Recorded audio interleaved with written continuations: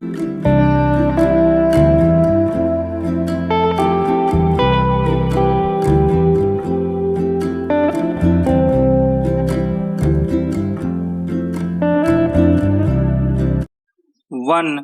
2, 3 start.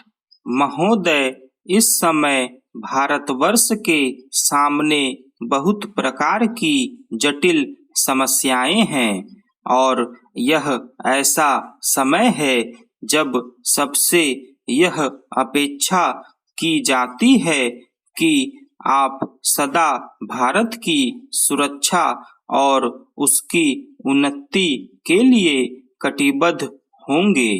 आपको मालूम ही है कि जब से यह प्रश्न हमारे सामने आया है कि भाषा के आधार पर देश के विभिन्न भाषाओं का पुनर्गठन किया जाए, तब से देश में बहुत प्रकार के आंदोलन उठ खड़े हुए हैं। सरकार ने जनता की इच्छा और मांग को देखते हुए उसके लिए एक विशेष आयोग नियुक्त किया और यह आशा की जाती थी कि उसकी जो कुछ भी सिफारिशें होंगी वे सबको मान्य होंगी और आपस के मतभेद के लिए कोई स्थान न होगा। इस संबंध में सरकार ने जो भी निर्णय किए उनमें से अधिकांश निर्णय सर्वसम्मति से ही हुए हैं, परंतु दुख की बात है कि एक दो स्थानों पर मतभेदों ने एक ऐसा रूप ले लिया जो देश के लिए वांछनीय नहीं हो सकता। दुर्भाग्यवश आपका यह क्षेत्र भी उन क्षेत्रों में से एक है। मुझे इस बात की बहुत प्रसन्नता है कि आपने भारत सरकार के साथ सदा सहयोग करने और हर प्रकार से उसके निर्णय को मानकर देश के सुगठित प्रशासन में हाथ बटाने का विश्वास दिलाया है। जब किसी देश के सामने बड़े बड़े प्रश्न उपस्थित होते हैं तो उनमें से कुछ बातों पर मतभेद हो जाना स्वाभाविक ही है। इस युग में जब हम सब काम जनता की सम्मति से करना चाहते हैं और हमारी सरकार भी जनता की बनाई हुई है, तब यदि कहीं मतभेद हो जाए तो उसमें उतावलापन करने की कोई गुंजाइश नहीं रहती, क्योंकि विरोध प्रदर्शन करने के लिए आपके पास पर्याप्त समय है।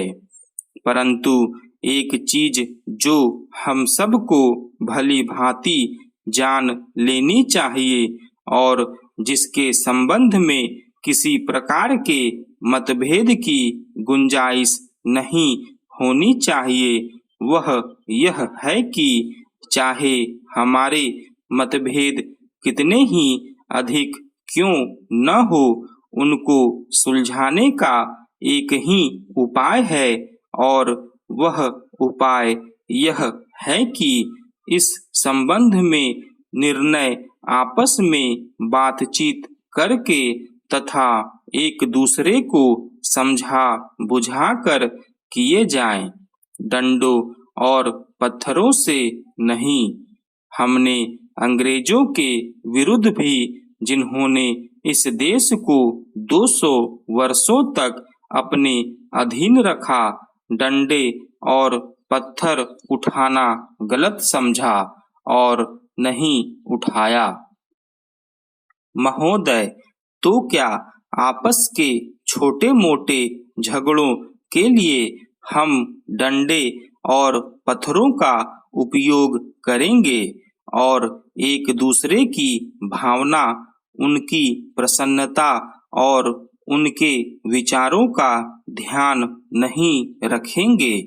मैं जानता हूँ कि जिस समय इस योजना के विषय में विचार हो रहा था और रुपये पैसे की कमी के कारण कुछ लोगों को इस बात का संदेह था कि इसको किया जाए या नहीं, उस समय राजस्थान और मध्य भारत ने करोड़ों रुपये जमा करके अपना उत्साह प्रदर्शित किया।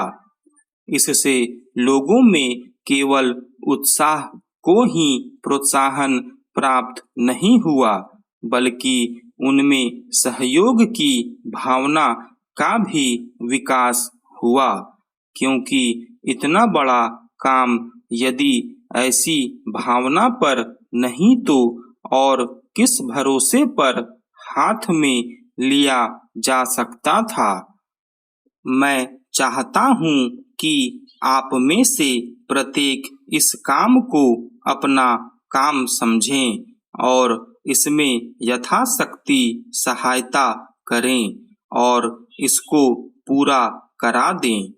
कल मैंने सुना और मुझे यह देखकर प्रसन्नता भी हुई है कि आप लोगों ने यहाँ पर किसी एक ही स्थान से नहीं बल्कि सारे भारतवर्ष से आदमियों को बुलाया है और वे आकर काम कर रहे हैं।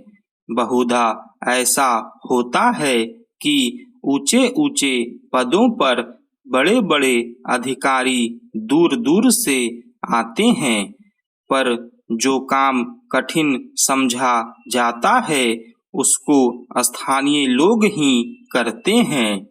इसके विपरीत मैंने यहाँ यह भी देखा कि केवल ऊंचे पदों पर ही नहीं बल्कि पत्थर तोड़ने तथा पत्थर काटने जैसा ठेठ मजदूरी का काम, जो कठिन काम होता है, मद्रास से लोग आकर कर रहे हैं।